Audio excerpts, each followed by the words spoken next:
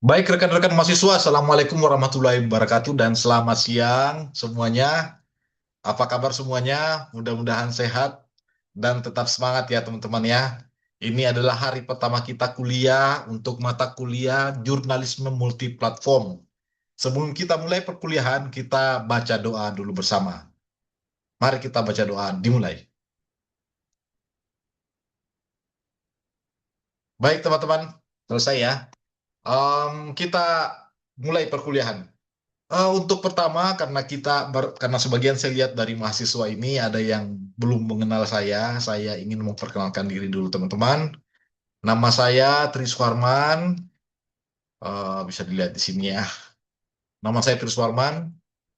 Saya ini selain dosen, saya praktisi ya. Saya sudah menghabiskan hampir 19 tahun ya sebagai seorang jurnalis. Sebelumnya saat ini saya apa namanya sebagai produser di Metro TV, kemudian sebelumnya saya di koran dan majalah Tempo dan sebelumnya lagi di berbagai media Jawa Pos gitu ya. Dan saya sudah melewati beragam jenis media mulai dari media cetak, kemudian media apa namanya elektronik, kemudian media online dan kini media masuk ke ranah media sosial dan kemudian AI, teman-teman. Baik, teman-teman, kita akan sebelum kita berbicara apa yang akan kita bahas selama satu perkuliahan semester ini, saya akan membagikan pretest bagi teman-teman ini untuk melihat sejauh mana teman-teman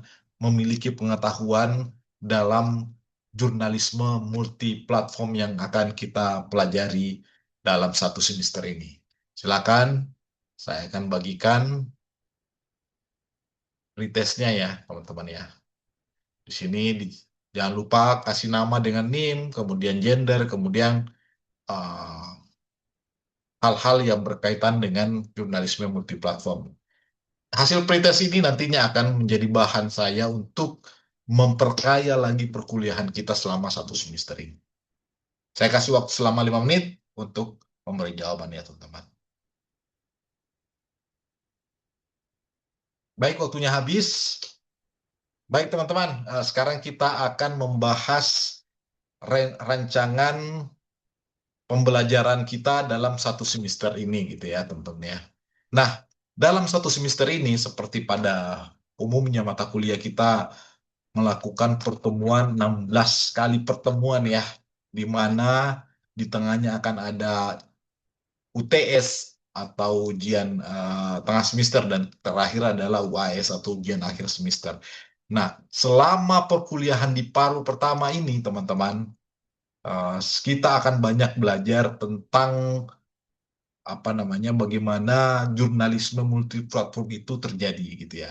Nah, tapi sebelum itu saya ingin men-challenge dulu teman-teman ya. Ada yang tahu tidak jurnalisme multiplatform itu seperti apa gitu? Silakan. Apa sih yang dimaksud dengan jurnalisme multiplatform? Nah, ini apa yang dimaksud dengan jurnalisme multimedia gitu ya. Silakan jawab ya.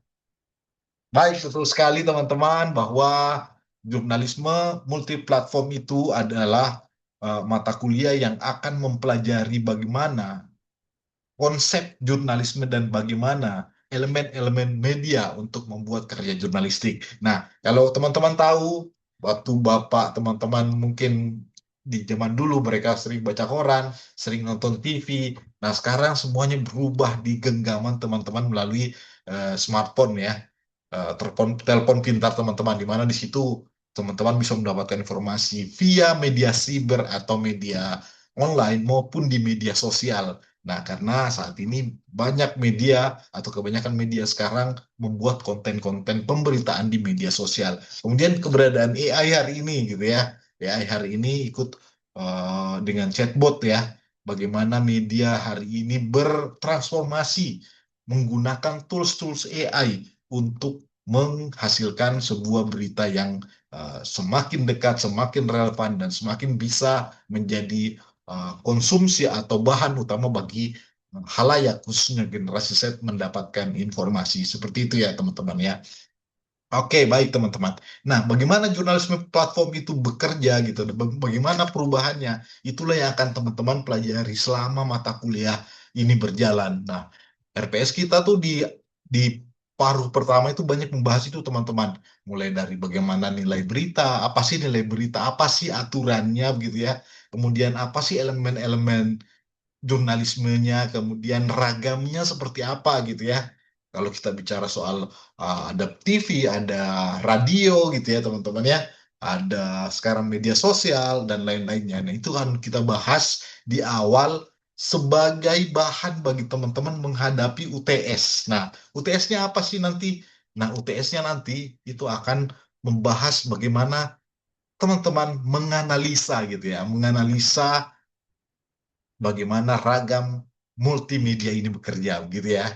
Nah, hasil analisa ini teman-teman nantinya diharapkan bisa membawa teman-teman menuju ke paruh kedua nanti. Nah, paruh kedua nanti akan membahas apa gitu ya. Nah, kita kembali ke RPS yang banyak yang saya sampaikan tadi. Nah, di paruh kedua, teman-teman, kita akan mulai banyak bicara soal teknik-teknik atau karya jurnalisme tersebut gitu ya. Jadi di sini akan lebih pada praktikal ya teman-teman ya, di mana apa sih gimana sih membuat misalnya jurnalistik atau jurnalisme berbasis audio gitu ya misalnya gitu yang banyak ditayangkan di radio misalnya. Kemudian bagaimana teknik-teknik audiovisual yang banyak kita lihat di TV dan bagaimana teknik-teknik membuat sebuah berita berdasarkan media cyber yang banyak kita lihat di media online hari ini.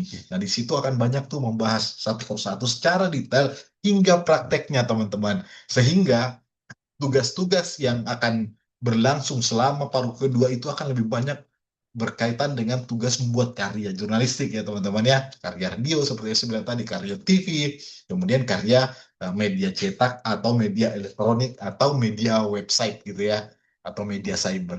Nah, nantinya pada akhirnya di UAS ya, ujian akhir semester itu akan membuat teman-teman bisa memiliki kemampuan untuk menciptakan jurnalisme multiplatform. Nah, seperti tadi yang kita bahas di awal, apa sih jurnalisme multiplatform itu? Jurnalisme multiplatform itu adalah sederhana ini jurnalisme yang tidak lagi di satu platform, tapi di banyak platform. Nah, misalnya teman-teman membuat sebuah berita kriminal ya atau berita politik gitu ya. Nah, berita politiknya tidak hanya ada tayang di TV, tapi bisa tayang juga di websitenya, bisa tayang di media sosialnya, bisa tayang di radionya dan lain-lain. Dan itu ada teknik masing-masing, walaupun seragam ya, walaupun informasinya sama, tidak berarti mirroring gitu ya, tidak berarti di copy paste, tapi ada teknik masing-masing untuk pendengar radio misalnya, pendengar penonton TV misalnya, atau pembaca berita online. Nah itulah yang akan kita bahas lebih detail ke dalam uh, mata kuliah ini. Ada pertanyaan sejauh ini teman-teman? Silakan bertanya. Oh ya, apakah ada kunjungan misalnya ke media? Bisa jadi, bisa kita agendakan kunjungan ke media untuk melihat lebih jelas bagaimana sih multimedia platform ini bekerja ya.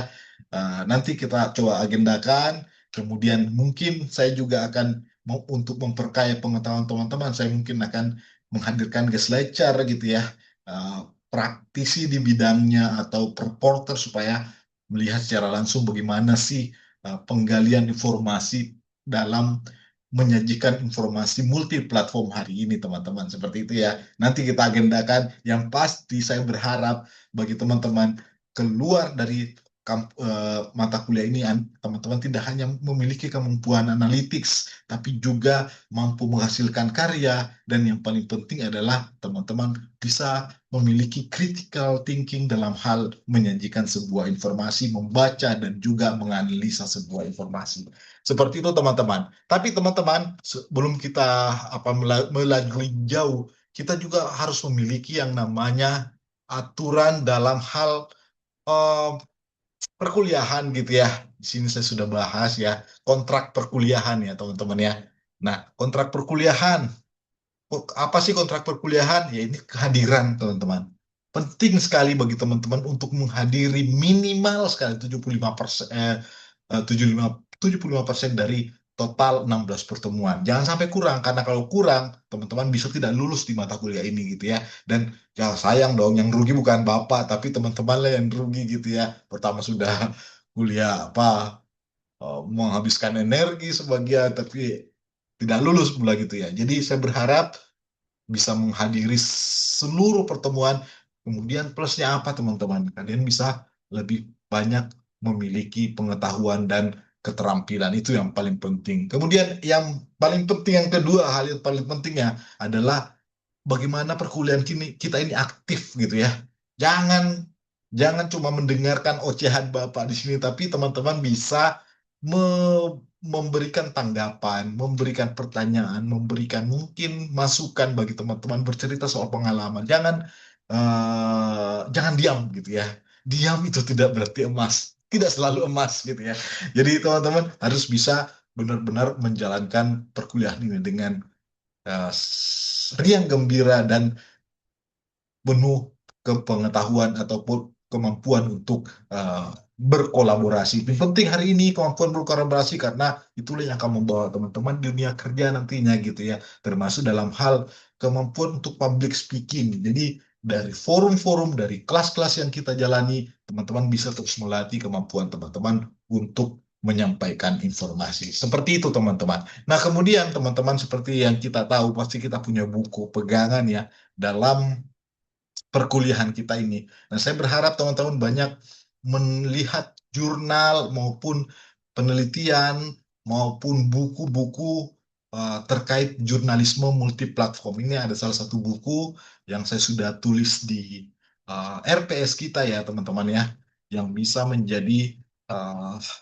rujukan bagi teman-teman untuk membuat sebuah atau mendapatkan informasi yang lebih banyak lagi terkait jurnalisme multiplatform. Ini bisa dilihat di sini apa aja sih bukunya nih sih. Nah, kemudian saya juga di folder ini juga sudah ada ya resumenya ya, modul-modul yang teman-teman bisa gunakan untuk terus memperdalam pengetahuan teman-teman di bidang multimedia ini. Seperti itu teman-teman. Sejauh ini ada pertanyaan teman-teman?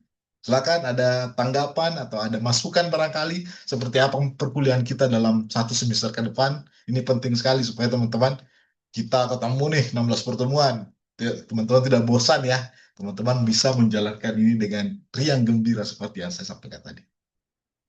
Oke, baik teman-teman ya.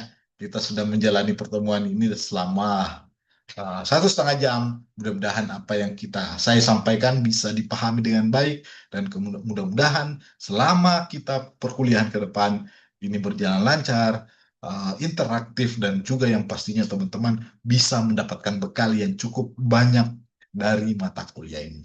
Sebelum saya tutup perkuliahan ini, saya akan memberikan teman-teman post test sebagai uh, alat saya untuk mengukur bagaimana pengetahuan teman-teman di awal perkuliahan ini dan juga akan menjadi bahan saya untuk mengkaji kembali bahan-bahan yang dibutuhkan untuk memperkaya perkuliahan kita 16 atau 15 pertemuan ke depan. Baik teman-teman, sampai jumpa, sampai ketemu lagi, salam sehat semua, semoga apa yang saya sampaikan ini bisa memberikan manfaat yang lebih baik untuk teman-teman dan tetap semangat tentunya. Terima kasih. Assalamualaikum warahmatullahi wabarakatuh dan selamat siang.